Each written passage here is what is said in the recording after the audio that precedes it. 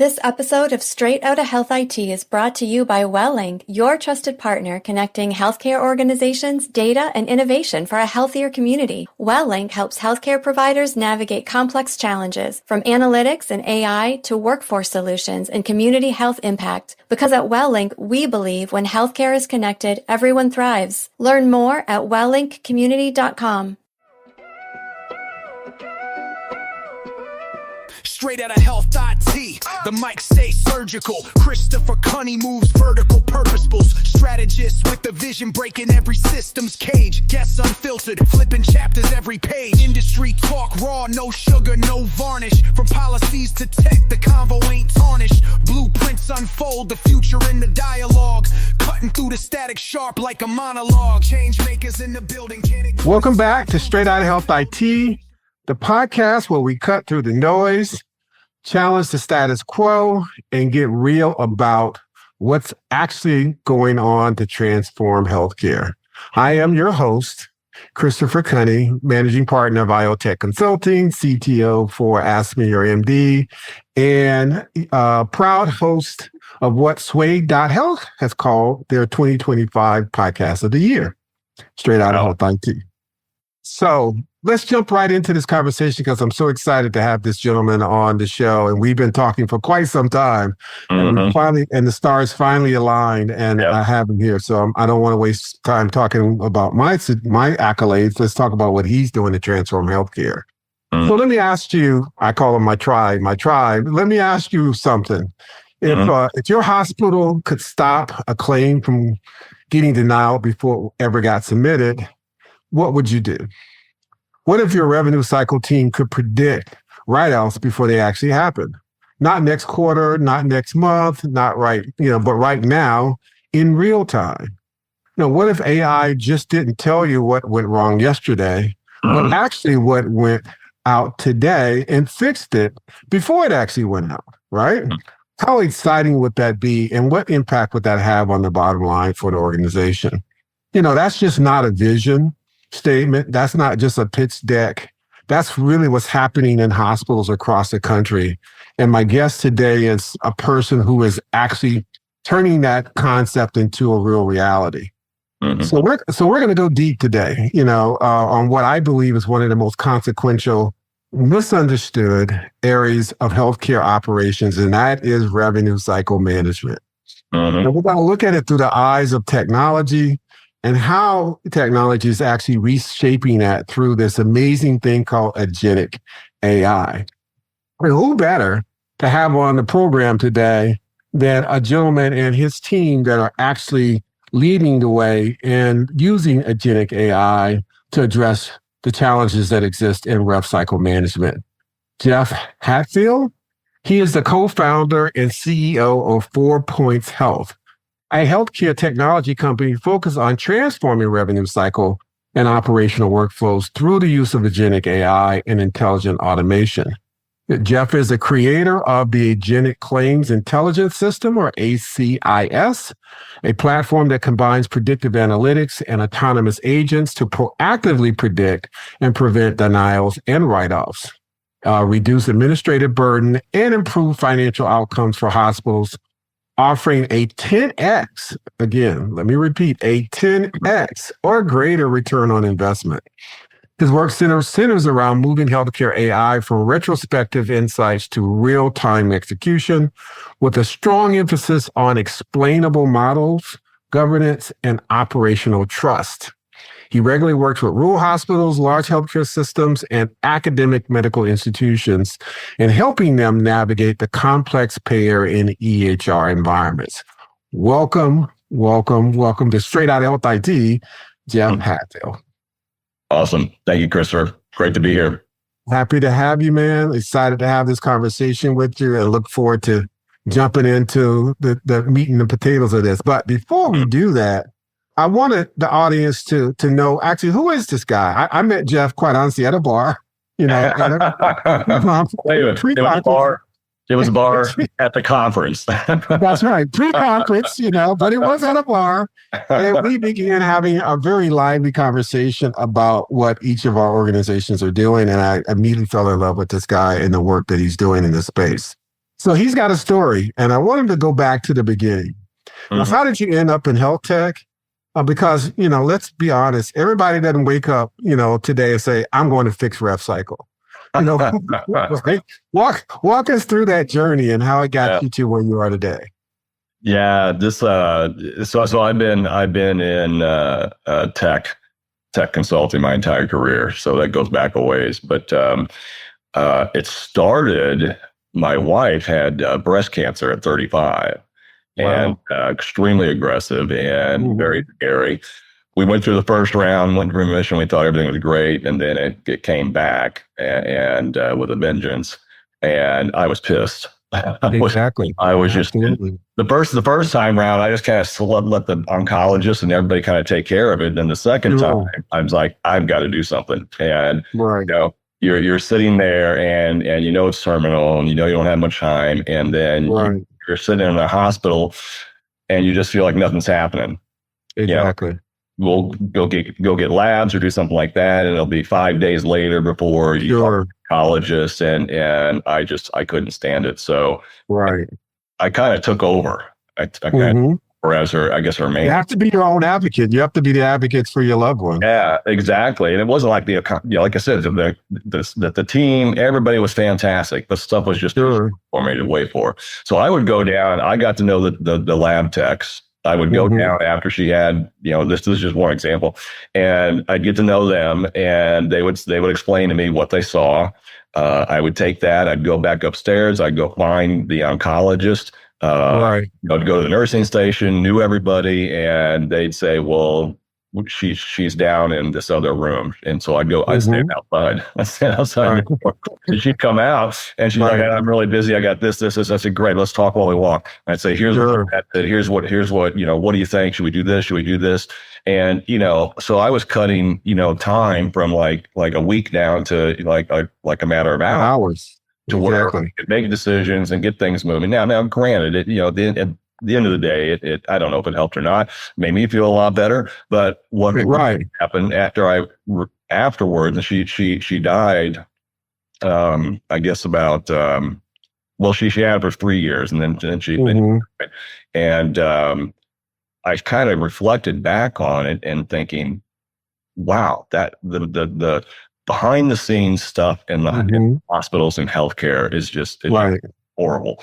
And I knew that the technology was almost there, but from that moment on, I made it my mission to do whatever I possibly can to improve healthcare operations. And so it started at the time, big data was the thing. This was 25 years ago. And so I got into that, and that progressed into analytics, did a lot of work on predictive analytics for chronic and so on. But even then, and my goal was always, just like it was with her in that situation, reduce the time to treatment, improve the patient outcome. Exactly. We also then start getting into, reducing costs, increasing revenue, provider well-being, the whole quadruple aim. Those 4 points. In fact, that's where the name of the company comes from. 4 points. It's pieces to it. I was going to ask you that you actually answered one of my interview questions. So I'm sorry. No, that's okay. That's fine. I was wondering where the name came from. So thank you for sharing. Yeah. So even though we had data taken care of, we had great analytics, we still were not seeing the needle move to where we're actually having impact. And it occurred to us that even with that piece, there's still so many manual steps that happen on the front end and the back end once you have the data from and the model telling you things. And so we started tackling that. And that's when, and this was way before robotic process automation, thing. But so we got into that, and that was probably about 10 or 12 years ago, and it's progressed to where now we look at everything as if you're going to have automation, it needs to be intelligent. And that means you need to leverage AI, machine learning, all those other things. And so that's what we've done. Now, we've been doing intelligent automation for several years. It's just now the big buzzword you mentioned, agentic AI. It's the same thing. It's where you have the results of the AI, but then you have the agents, which are the automations that's actually taking those next actions and making it real. I go to a lot of conferences, and there's no shortage of AI conversations going on. Yes, every conference these days. Very, very few are able to turn that into ROI. Right. And the reason is that the AI, in my opinion, just becomes another type of data. Itself, right? It's like 80 or 90% of the data in a hospital ever gets used actively. Exactly. So that's where we come in, and that's what brings us to kind of where we are now, predicting and preventing denials. That's great. Well, first of all, my condolences go out to you in the passing of your wife, and sounds like she was a fighter, and you obviously were a major advocate for her during her journey. And you unfortunately have to turn tests into testimonies, right? And this led you in a space that now you're affecting so many other lives in a very positive way as well too. So thank you. I appreciate it. Oh, absolutely. Her passing is not in vain by far. Well, thank you so much for being transparent and sharing that experiences and your observations and your breaking point. What got you to the place where you said, hey, I need to now step in and figure out how I can help fix this situation. And so talk a little bit more about, 4 Points Health. Give the audience kind of a full picture. I usually do the pitch thing on the back end. We're going to do it on the front end today. Great. All right. Tell us what you guys do. How do you serve, your clients, what gaps in the market you're addressing, and then we'll delve into the meat and potatoes of this whole rev cycle, sure. environment. Yeah. We started 4 Points. We're very small. We're still new. It's only about 3 years ago that we actually started. Right. We started with that's a lifetime in health tech these days. Well, you're not wrong. Yeah. And we did it with the sole intention of getting to intelligent automation. I worked with several companies. This will be my third, kind of startup in terms of automation for healthcare. First time on our own. Yeah, we just weren't seeing the industry going the right direction. Everybody was kind of locked in on the RPA, and RPA was great. It works fantastic in a lot of industries. Healthcare, no, it's not. Yeah. It's not as effective.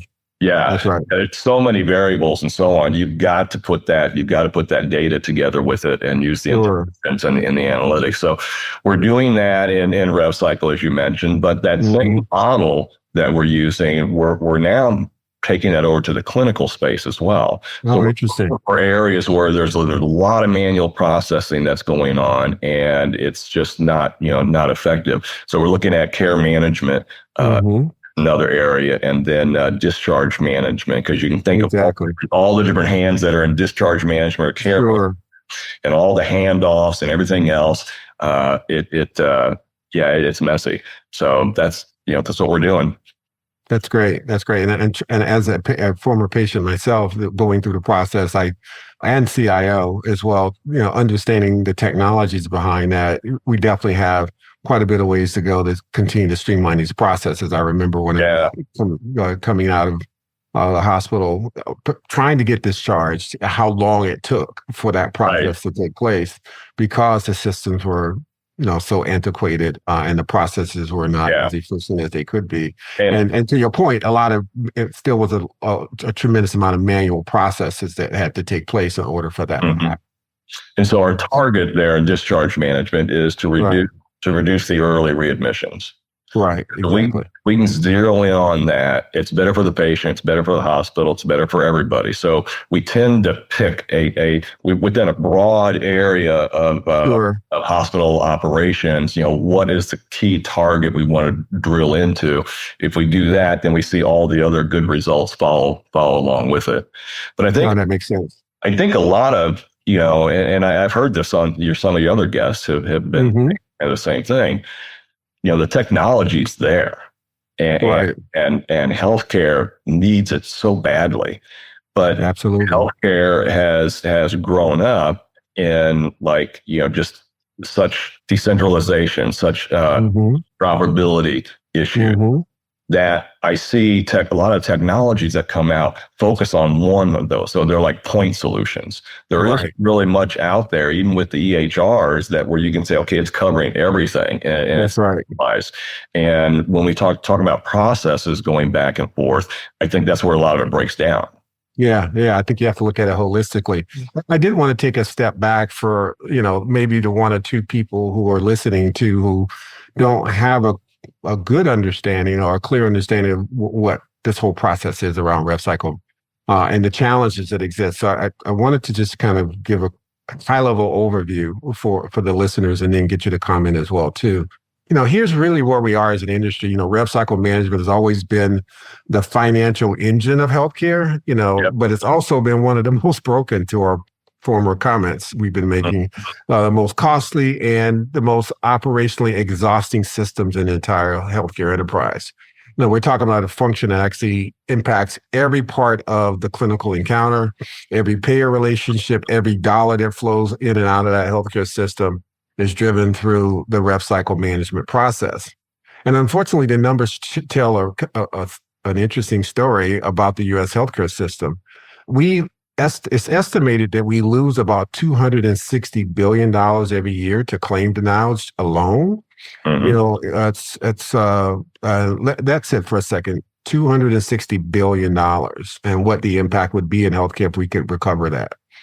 And roughly 65% of most denied claims don't ever get reworked, and you probably have even more accurate numbers, but they're just written off in many cases. That's a tremendous amount of revenue. Again, $262 billion is just gone just because we don't have the resources to rework it, right?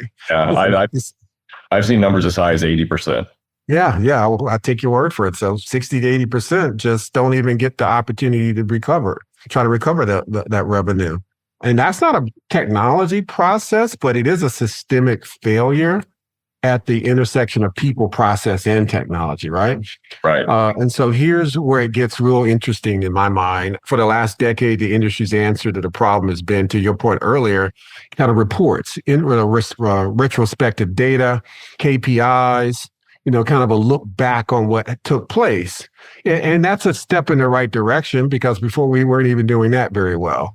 But data is powerful, right? Data tells you exactly what you want, but you want that data to be actionable data, right? Real-time data, and more importantly, data that then can be acted on so you can prevent the problems from happening as well too. And that's where, the possibilities of agentic AI come into play.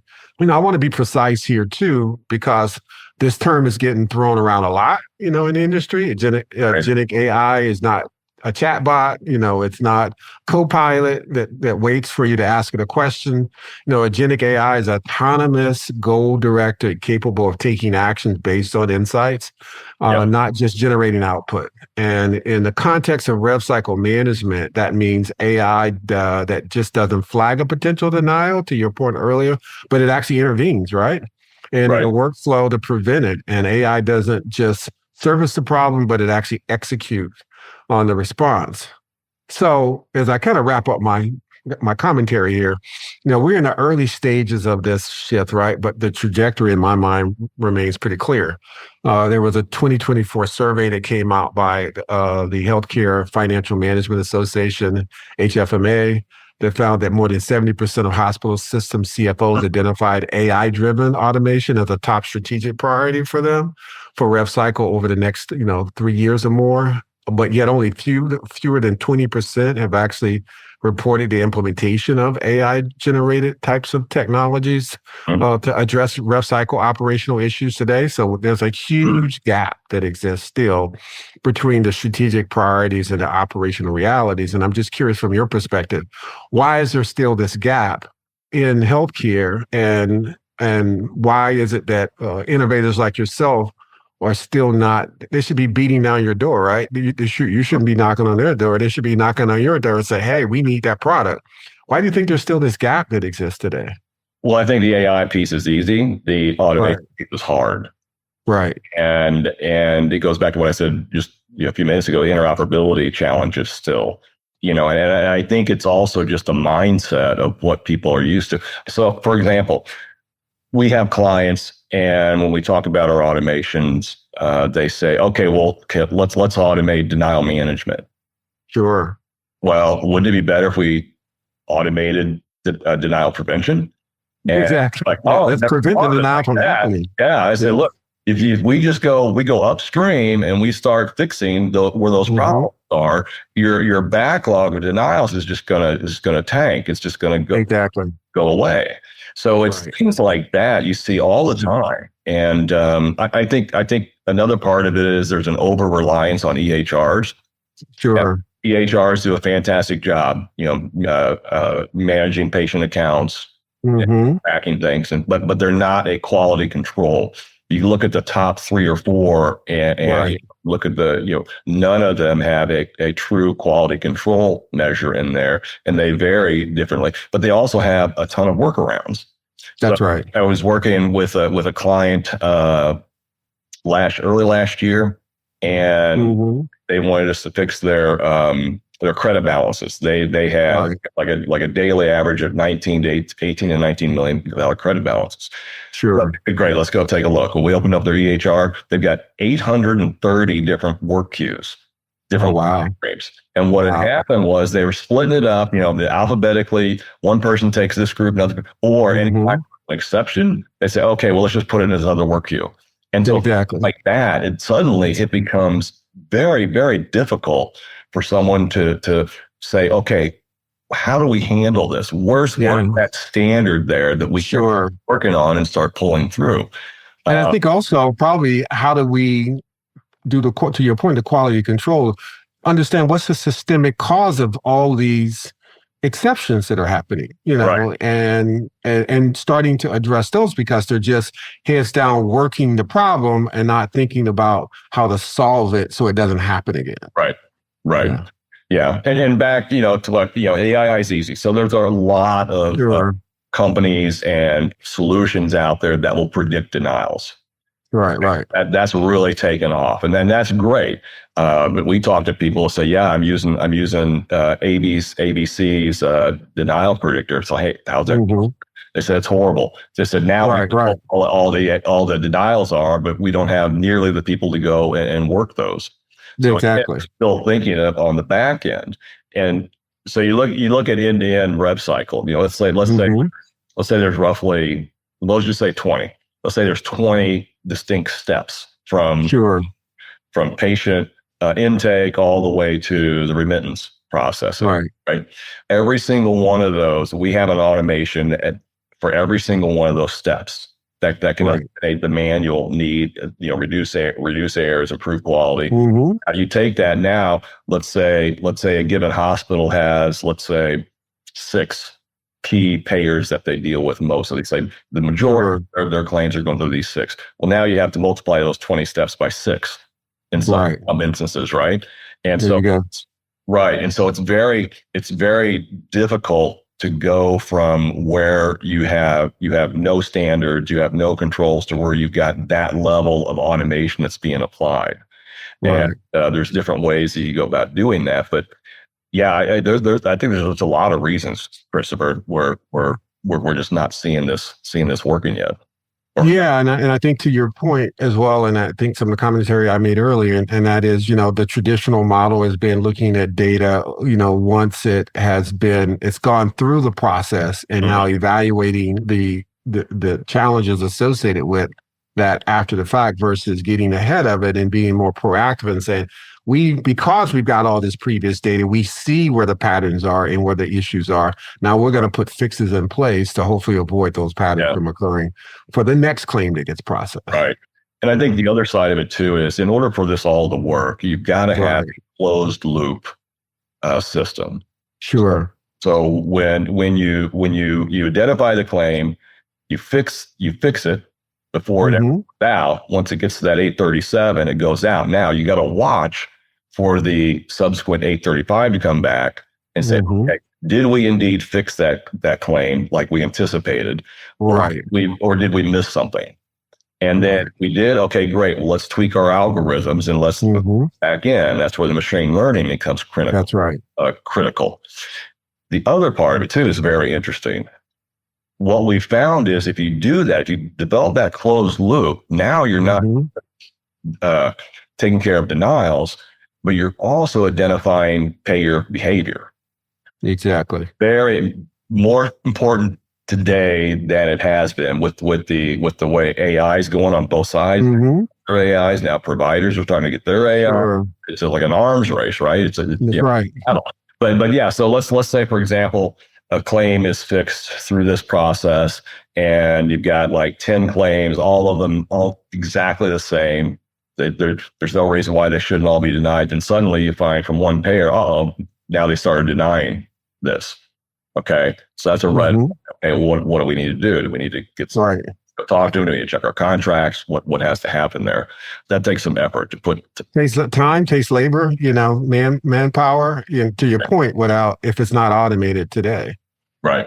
Yeah. Makes perfect sense. So, which kind of leads to, I would assume, this kind of 10x ROI, right? That's a bold number. Your organization's thrown out, and I appreciate bold numbers and when they're backed up. So, walk us through how ROI is actually materialized when you implement things like Agentic AI, and what does that look like in real dollars and real operational change for an organization? Right. Through this ACIS that you mentioned earlier, that's the acronym ACIS, we've been averaging about 65% reduction in denials. Right. And we've seen numbers a lot higher than that too in some cases. But the ROI comes from it. And here's a key point too. And sometimes we see this is a reason why automation and AI doesn't get embraced. People are afraid they're going to lose their jobs. Or yeah, well, I was gonna go there with you, and the whole change management piece of that and the human dynamic. Right? Exactly, and what we promote is we're improving productivity. Therefore, we're giving time back and allowing people to work on other more valuable things. Especially with during COVID with the huge nurse shortages that were coming up. That time was critical. Absolutely. And we are able to improve productivity by about 35%. You look at a large organization that can have, 500,000 of, people working in rev cycle. Those numbers add up and it's very substantial. So there's you can very easily translate that into, okay, what's the cost savings there? Then there's on the backside, it's reducing write-offs, maintaining revenue. A lot that's earlier, you said 65% of claims denials go unworked. A lot of times it's because it costs too much to work them, right? Threshold, I can't remember, I think the average might be $118 to work it, to rework the work that to try to recover that revenue, You got thousands and thousands of claims that are underneath that, right? And so those things add up very, very quickly. So there's that piece of it too. We also see a big reduction in the speed to cash, days outstanding. Usually 15 to 20 days will speed that up. Now, some CFOs look at that differently. Some say, well, we can't count the bottom. Well, that's if we're got enough volume, that's a pretty good number, pretty good savings. Yeah, it can have a huge impact. Yeah, absolutely. Right. So I also wanted to comment, you mentioned the tangible financial returns, but I think there's a human return there as well too. And that is reducing some of that cognitive workload on individuals as well. They're having to spend the time and effort, sifting through these claims, redoing the research, following back up with the insurers. That can create burnout as well too. And so because of this being a very labor and intensive and repetitive task. And so I do think that, there are those kind of intangible measures that have a huge impact on employee satisfaction. Obviously, patients get a better understanding of what's going to be covered. And hospitals hopefully get access to, their revenue a lot faster, as well too. So I see all sorts of KPIs or measures that could be attributed to, the use of automation in this form or fashion. Yeah, and it needs to be tracked, and because otherwise you don't know where to make improvements. So we do a lot of that. We do a lot of reporting and a lot of KPIs. There's also areas like self pay. Exactly. A client right now that's got 29 million in outstanding self pay, and what happened and broke down, and up front they didn't validate, they didn't verify. We go in, we run automations, and we cut that down. And granted, they're not going to get that whole thing back, but let's just say, conservatively, if they get half of it back, well, that's a big number. So that's huge. That goes into it. Underpayments. There's a lot of claims that are basically written off, but the reality is that it was an underpayment, and so we can head those types of things off as well. But you're right. I love working with the clients, and when you just watch, you can see the light bulb go off, like, oh my God, you just cleared out that entire work queue. I don't have to do anything with it. And they get so excited. It's exactly. It's very rewarding. And that's great. Aside from the ROI. Absolutely. That's great. I want to turn our attention a little bit to the health equity dimension to the story that often doesn't get talked about enough as well. Specifically as it relates to rural hospitals and safety net systems, the ones that are serving some of the most vulnerable populations are disproportionately hurt by denial rates and write-offs. They don't have the administrative staff in many cases or infrastructure to, go back and, investigate and readmit those claims. They have large rates of denials and write-offs. They don't, unlike some of these large integrated delivery networks or academic institutions, they can't absorb those losses either as effectively as these organizations. So when we talk about fixing rev cycle with smarter technologies, we have to be asking ourselves, who gets access to the technology, on what terms? Because if it's not intentional about that, we're at risk kind of building a two-tiered system where well-resourced organizations can take advantage of these tools and technologies, and resource organizations fail behind. And I say, I kind of tee that up because I know your organization in particular can scale down to small and rural health systems, and obviously scale up to large integrated enterprise organizations. Talk to us a little bit about, the impact that you've seen your technology have on these most vulnerable parts of our healthcare system. Well, first of all, I think it's important to note, you and I share this background. There's some of our conversations, we've had personal experience, right? And yes. I grew up in Mexico, Missouri, a population of about 12,000 in the middle of Missouri. Largely farm community, right? That's right. The hospital I was born in, closed up. I think it's about three or 4 years ago now. Right. And the devastation on the community is just incredible. It served, absolutely. I can't remember how many million people it served, but now they've got to go.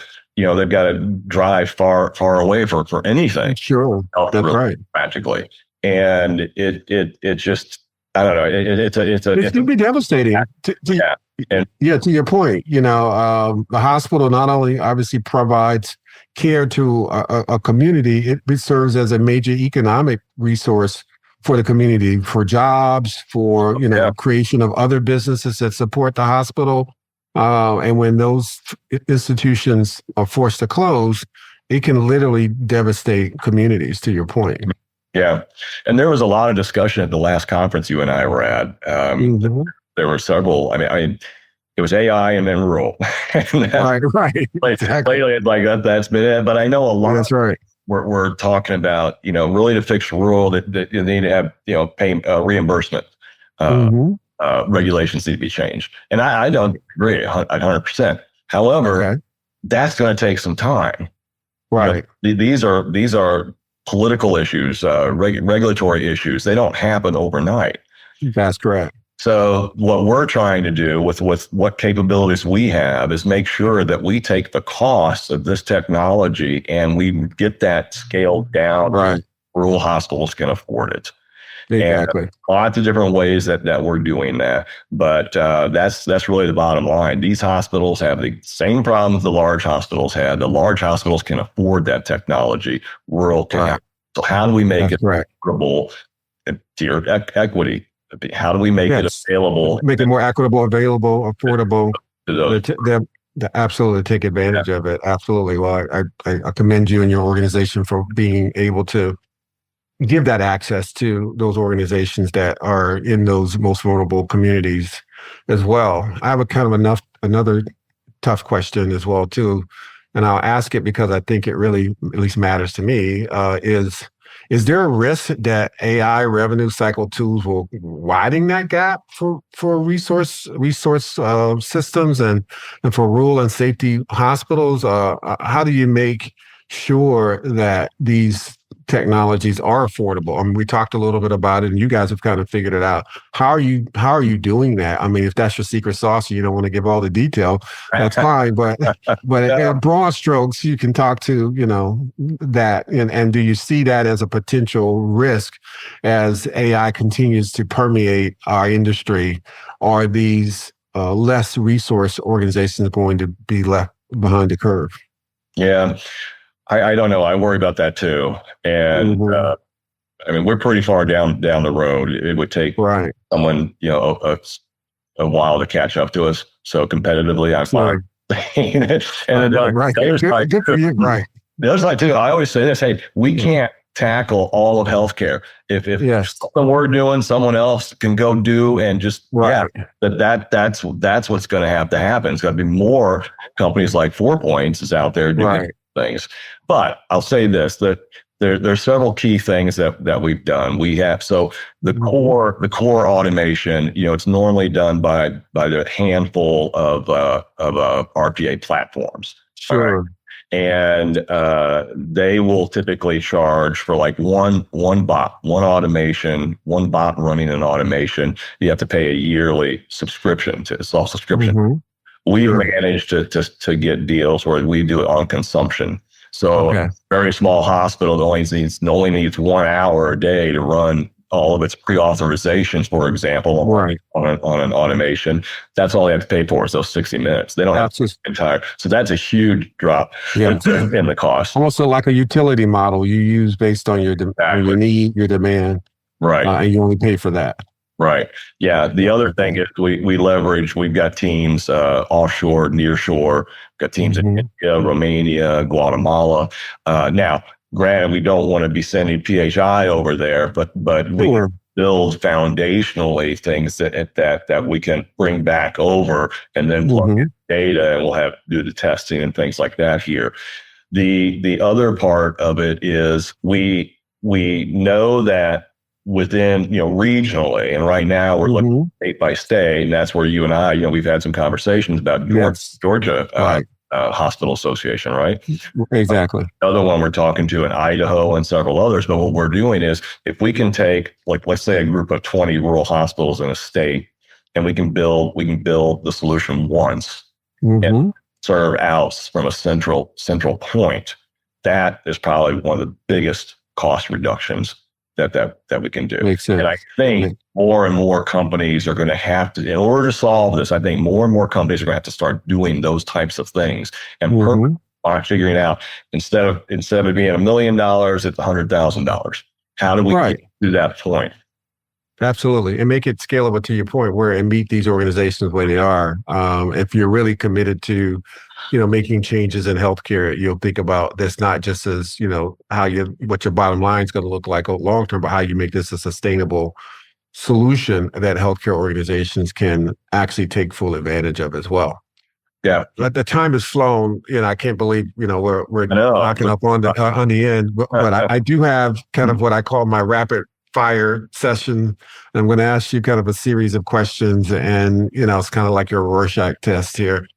Are you going to grade me? Do I get a score? There's no grade on it at all. Just maybe some revelation that comes from that, through it. But hopefully it won't be too painful for you. So we'll just go right at it. Ready? Okay.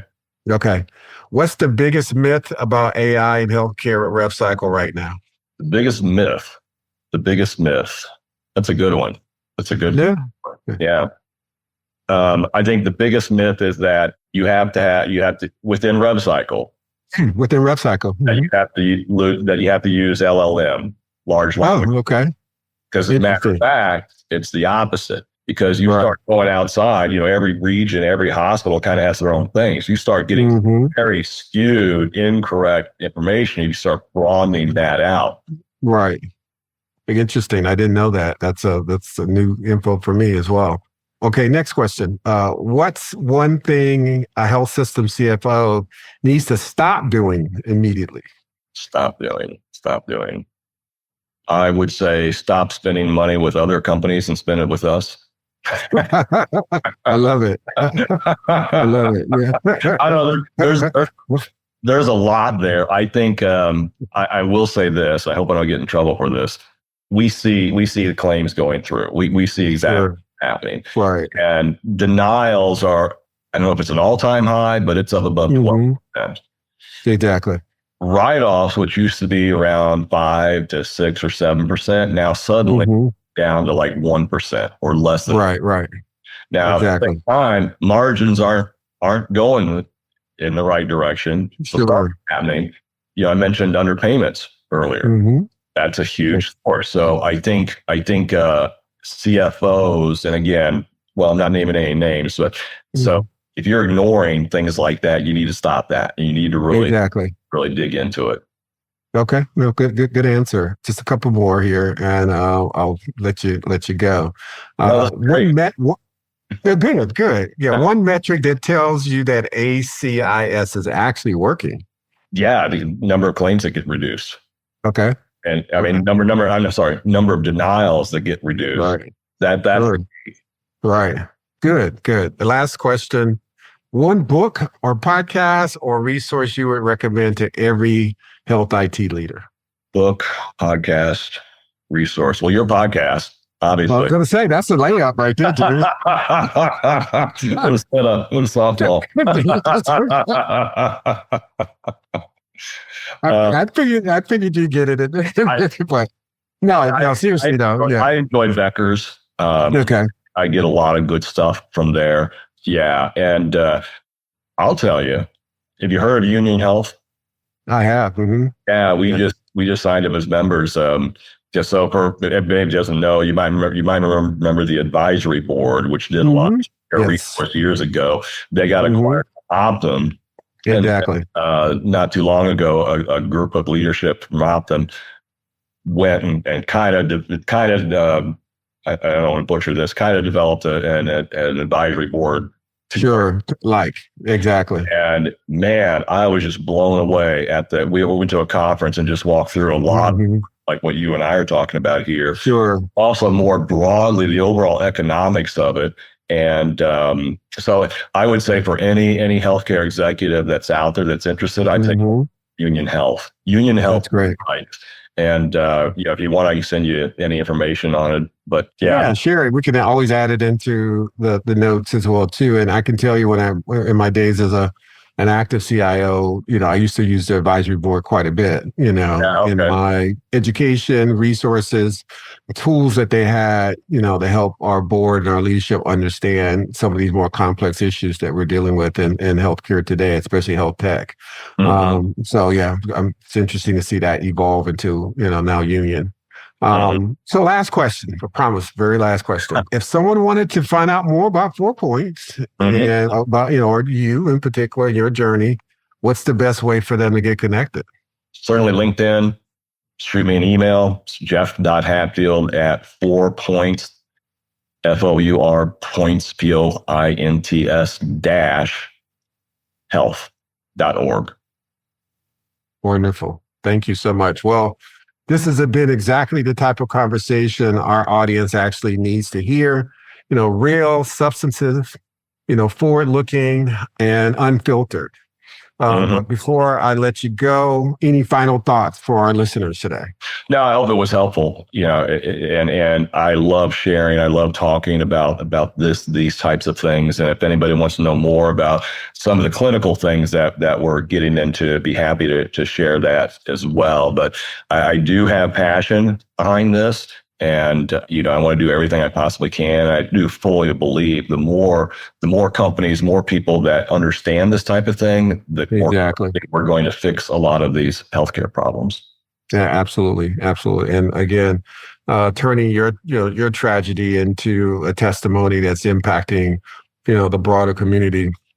We applaud you for that as well.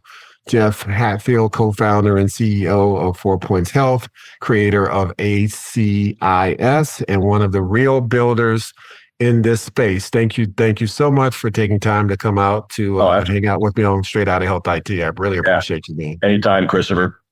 Absolutely. And so that's it, folks. Thanks for listening, family, tribe.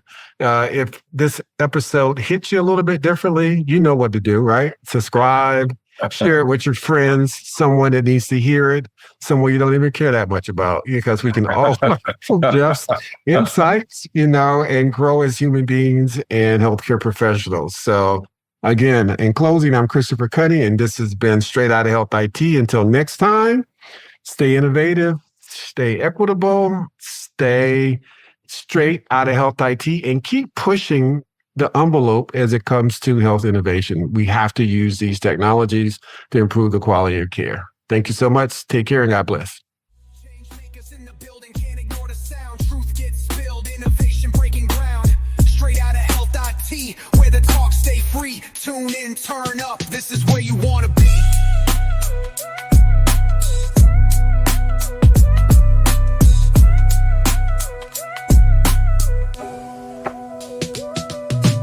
Data-driven dreams, they decode the code. Hack the status quo, make the old ways implode. Gusts dropping gems like pockets of gold mines. Healthcare's front lines, redesigned in real time. Honey got the mic, architect of the chatter. Revolutions in the air, healthcare's new chapter. From telehealth to equity, nothing stays unseen.